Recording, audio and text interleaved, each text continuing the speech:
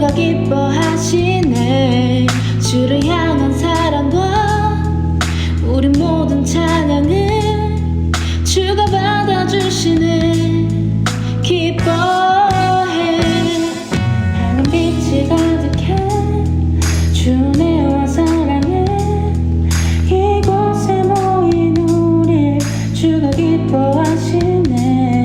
주를 향한 사랑과 우리 모든 찬양을 주가 받아주시네. 기뻐해. 찬양해. 주가 함께 하시네. 우리 사랑하시네. 우리 맘을 들여 놀라우신 주 사랑 찬양해. 그가 베푸신 사랑 우리 삶에 가득해. 우린 기뻐 찬양해.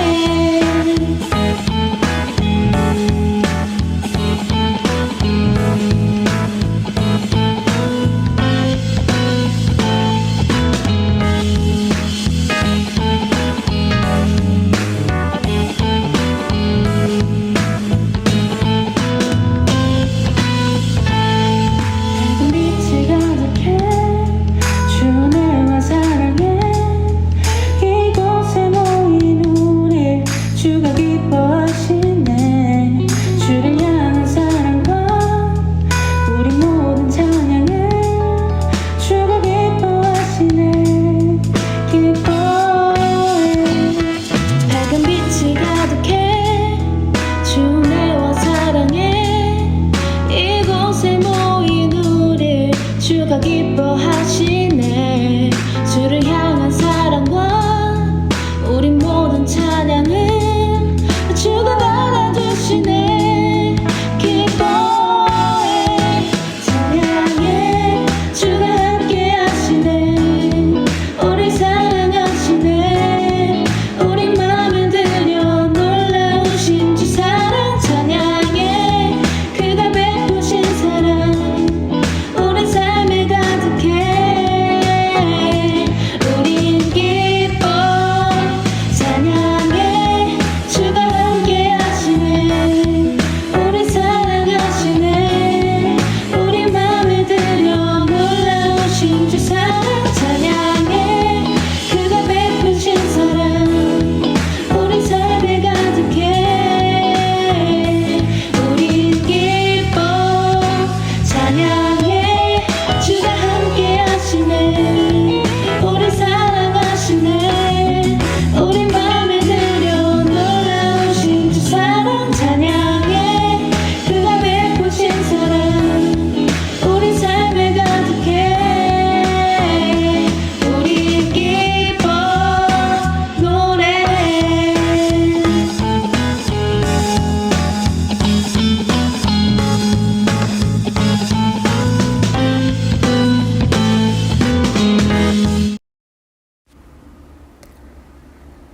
여호와여, 나의 말에 귀를 기울이사 나의 심정을 헤아려 주소서. 나의 왕, 나의 하나님이여, 내가 부르짖는 소리를 들으소서. 내가 주께 기도하나이다. 여호와여, 아침에 주께서 나의 소리를 들으시리니 아침에 내가 주께 기도하고 바라리이다. 아멘. 사도신경으로 우리의 신앙을 고백하겠습니다. 나는 전능하신 아버지 하나님, 천지의 창조주를 믿습니다. 나는 그의 유일하신 아들, 우리 주 예수 그리스도를 믿습니다. 그는 성령으로 잉태되어 동정녀 마리아에게서 나시고 본디오 빌라도에게 고난을 받아 십자가에 못 박혀 죽으시고 장사된 지 사흘 만에 죽은 자 가운데서 다시 살아나셨으며 하늘에 오르시어 전능하신 아버지 하나님 우편에 앉아 계시다가 거기로부터 살아있는 자와 죽은 자를 심판하러 오십니다. 나는 성령을 믿으며 거룩한 공교회와 성도의 교제와 죄를 용서받는 것과 몸의 부활과 영생을 믿습니다. 아멘. 함께 기도하겠습니다. 사랑이 많으신 하나님, 항상 동행하여 주시니 감사합니다. 하나님께서 우리의 삶에 함께 하시니 우리의 어려움과 힘듦이 주님의 은혜로 채워집니다. 예수님께 큰 사랑을 받았음에도 우리는 주님의 말씀과 기도대로 살지 못했음을 고백합니다. 이런 부족한 우리를 용서해 주시고 말씀으로 살아가고자 다짐하는 믿음을 더하여 주옵소서. 이 시간 하나님께 예배드립니다. 이 예배가 하나님 한 분만을 위한 예배 되게 하시고 오늘 듣는 말씀을 통해 하나님의 뜻 깨닫게 하옵소서. 한 학기를 마무리하는 기간입니다. 공부하는 우리 친구들에게 주님의 지혜와 명철을 허락하시고 또 건강을 허락해 주옵소서. 그리하여 준비한 모든 것들이 헛되지 않도록 도와주시옵시고 인내와 끈기를 허락하셔서 잘 마무리하도록 허락하옵소서. 사랑합니다. 감사합니다. 예수님의 이름으로 기도합니다. 아멘.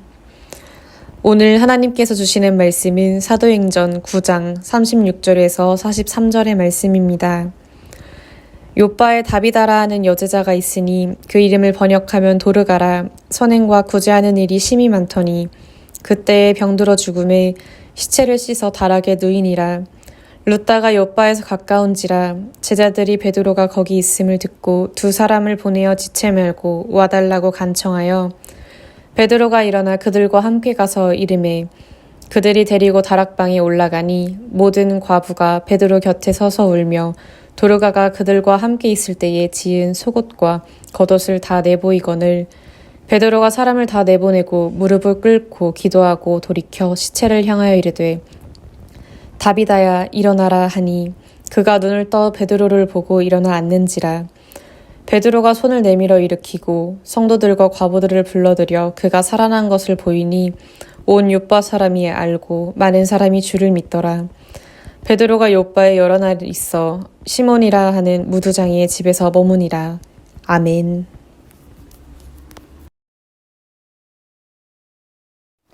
샬롬. 우리 친구들 한 주 동안도 잘 지냈나요? 하나님의 은혜와 평강이 우리 청소년 공동체 친구들에게 가득하기를 소망합니다. 오늘 본문에는 한 여인이 등장합니다. 그녀의 이름은 다비다입니다. 그녀의 집은 지중해에 위치한 작은 항구 도시 욥바에 있었습니다. 본문 말씀을 보면 그녀는 평생을 통해서 선행과 구제를 하며 신앙생활을 했던 여인이었습니다. 하나님께서는 다비다를 축복하셨습니다. 하나님께서 그녀에게 주신 축복은 죽음을 이기고 부활을 받는 놀라운 축복이었습니다. 그것은 죽음을 통한 단절에서 부활을 통한 새로운 회복이었습니다. 그리고 그것은 죽음을 통한 삶의 마침에서 부활을 통한 새로운 삶의 시작이었습니다. 그렇다면 하나님께서 그녀에게 이와 같은 놀라운 축복을 주신 이유가 무엇이었을까요? 오늘 우리가 이 이유를 알아보며 다비다가 받은 축복이 우리 친구들에게도 함께하기를 소망합니다. 오늘 본문을 통해 보았을 때 축복을 받은 그녀의 믿음은 한마디로 영향력으로 남는 믿음이라고 말할 수 있는데요. 다비다는 그냥 믿음이 아니라 누군가에게 영향력을 미치는 그런 믿음을 소유한 사람이었습니다. 그렇다면 그녀가 이러한 믿음을 가질 수 있었던 이유, 과연 무엇일까요?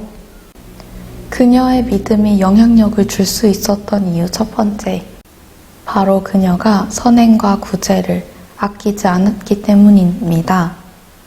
사도행전 9장 36절에서 성경은 그녀에 대해 다음과 같이 증거하고 있습니다. 욥바에 다비다라 하는 여제자가 있으니 그 이름을 번역하면 도르가라. 선행과 구제하는 일이 심히 많더니. 아멘. 그녀는 욥바에 거주하는 여인으로 선행과 구제에 힘쓴 사람이었습니다. 그녀가 베풀었던 구제와 선행에는 두 가지 특징이 있는데요. 첫 번째로는 그녀의 선행이 일시적인 행동이 아니었습니다.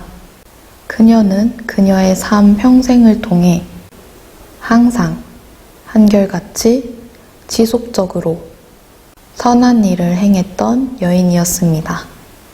두 번째로는 그녀가 어떠한 특별한 능력이 있어서 선행과 구제를 했던 것이 아닌데요. 오늘 본문 39절을 보면 그녀가 살아있을 당시에 그녀에게 도움을 받았던 여인들이 등장합니다. 그 여인들이 베드로에게 보여주었던 것이 다비다가 그녀들에게 살아생전 만들어 주었던 겉옷과 속옷이었습니다. 바로 다비다가 가지고 있던 특별하지 않은 능력, 그것은 바로 바느질이었습니다. 바느질은 남녀노소를 불문하고 누구든지 할 수 있는 일이었죠. 아주 평범하고도 일상적인 일이었습니다. 다비다는 바로 누구나 마음먹으면 할 수 있는 일을 통해 선행을 베풀었고 구제를 했습니다. 그리고 그녀는 지속적으로 항상 이 사역에 헌신했습니다. 그녀는 작은 일에도 온 마음을 다해 열심히 했던 여인이었습니다. 그리고 이것으로 그녀는 영향력 있는 믿음을 소유할 수 있었습니다.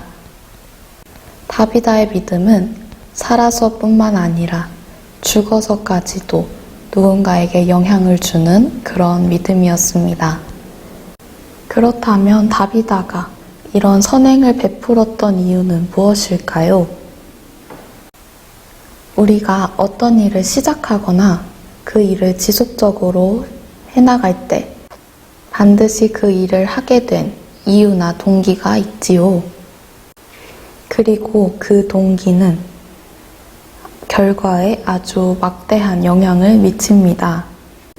동기가 순수하고 건전했을 때 그 과정과 결과는 영향력으로 오래 남을 수 있습니다. 그러나 그 동기가 불순하다면 자칫 누군가에게 오해와 비난을 받을 수도 있는데요. 비록 적은 재능이었지만 다비다가 항상 선행과 구제를 행한 동기는 무엇이었을까요? 그것은 바로 구약 말씀과 예수님께서 살아생전 제자들에게 가르치셨던 가르침, 그리고 초대교회가 강조했던 제자들의 가르침에 대한 순종이었습니다. 즉, 말씀과 가르침에 대한 철저한 순종인 것이죠. 다비다라는 이 이름은 히브리 이름입니다. 그리고 그녀에게는 도르가라는 그리스식 이름이 있었는데요. 이런 그녀의 이름을 통해서 볼 때 그녀는 유대인이었음을 알 수 있습니다. 그런 그녀를 여제자라고 불렀던 것을 보면 그녀는 그리스도인이었음을 알 수 있습니다. 유대인들에게 있어서 가장 경건한 신앙인의 자세는 자비를 베풀고 금식을 행하며 주께 기도하는 것이었습니다. 우리는 이러한 유대인의 모습을 신약 성경을 통해서 종종 목격하게 됩니다. 그녀가 선행을 베풀 수 있었던 두 번째 이유는 그녀가 예수님의 가르침과 사도들의 가르침을 따르는 제자였으며 그녀가 기독교인이었기 때문인데요. 예수님의 가르침 가운데 한 가지 핵심이 마태복음 22장 39절에 나옵니다. 함께 보겠습니다. 내 이웃을 내 자신같이 사랑하라 하셨으니 아멘. 초대교회에 드러났던 여러 가지 특징 중에 한 가지가 바로 성도들이 서로 나눔을 통해 서로의 부족한 것들을 채워준 것이었는데요. 사도들의 가르침 가운데 빼놓을 수 없는 것이 약한 자와 가난한 자, 그리고 혼자 사는 여인들을 돌보라는 것이었습니다. 다비다는 이처럼 예수 그리스도를 따랐던 제자로서 말씀과 가르침에 충실히 순종했던 사람이었습니다. 이 순종이 바로 그녀로 하여금 평범한 재능을 통해서 선행과 구제를 지속적으로 할 수 있었던 순수한 동기였습니다. 이와 같은 그녀의 믿음이 누군가에게 영향력이 되었던 것입니다. 그렇다면 마지막으로 그녀가 베풀었던 선행과 구제의 결과가 무엇이었나요? 사람이 살면서 어떠한 삶을 살았는지 가장 잘 알 수 있는 때와 장소는 그 사람이 죽었을 때에 장례식장을 가보면 안다고 합니다. 다비다의 죽음을 통해 우리는 그녀가 어떤 삶을 살았는지 알 수 있는 것이죠. 그녀는 말씀의 순종이라는 순수한 동기를 가지고 대단하지 않는 바느질이라는 재능을 통해 선행과 구제를 지속적으로 했던 여인으로 모든 사람들과 하나님으로부터 인정받는 여인이었습니다. 그녀는 공동체에 있는 다른 지체들로부터 인정을 받았는데요. 다비다가 죽음을 맞이하자 함께 일하던 다른 제자들이 즉각적으로 근처에 있던 베드로를 찾아 나섭니다. 일반적으로 유대인들은 사람이 죽으면 24시간 안에 장례를 치르고 땅에 묻는 것이 풍습이었는데요. 그러나 다비다와 함께했던 다른 제자들은 이런 유대 관습에 따라 시체를 매장하기 전에 베드로를 찾아갔습니다. 다비다를 그대로 보낼 수 없었기 때문입니다. 여기서 그들이 다비다를 얼마나 사랑하고 인정했는지 알 수 있습니다. 그녀는 공동체 내에서뿐만 아니라 공동체 바깥에 있는 믿지 않는 사람들도 인정하는 믿음이 좋은 사람이었습니다. 오늘 읽은 본문 39절을 보면 다비다로부터 도움을 받았던 모든 과부들이 그녀가 살아생전 행했던 일들을 보이기 위해서 베드로에게 자신들의 겉옷과 속옷을 가져와 보여주며 슬퍼하는 모습을 볼 수 있습니다.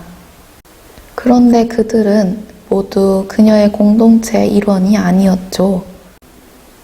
그들은 하나님을 믿지 않는 사람들이었습니다. 비록 그들이 주님을 향한 믿음은 가지고 있지 않았지만 다비다를 사랑했던 것은 분명합니다. 그들은 다비다와 헤어지는 것을 원하지 않았습니다. 다비다는 공동체 안에 있는 사람들, 공동체 밖에 있지만 그녀에게 도움을 받았던 사람들, 그리고 마지막으로 하나님께로부터도 인정받는 여인이었는데요. 하나님께서는 그녀에게 부활이라는 큰 축복을 내려주셨습니다. 주님께서도 그녀를 인정하고 사랑하셨던 것입니다. 사랑하는 우리 청소년 공동체 친구들, 누군가에게 영향을 줄 수 있는 그런 믿음을 소유한 하나님의 자녀가 되기를 간절히 소망합니다. 오늘 부활을 선물 받은 다비다라는 여인은 하나님의 말씀에 순종함으로 비록 누구나 할 수 있는 재능이었지만 그 재능을 통해서 선행과 구제를 힘썼습니다. 그리고 그 행동들을 통해 영향력 있는 믿음이 무엇인지를 보여주었으며 하나님의 놀라운 축복을 받았습니다. 다비다가 받았던 축복은 참으로 놀라운 것이었습니다. 하나님은 그녀를 넘치게 축복하셨습니다. 그녀의 부활은 슬픔에서 기쁨을 주는 축복이었으며 단절된 관계를 회복시키는 축복이고 새로운 인생을 허락하신 축복이었습니다. 우리 청소년 공동체 친구들이 다비다와 같은 누군가에게 영향력을 주는 믿음을 소유함으로 하나님의 놀라운 축복을 받기를 소망합니다. 함께 기도하겠습니다.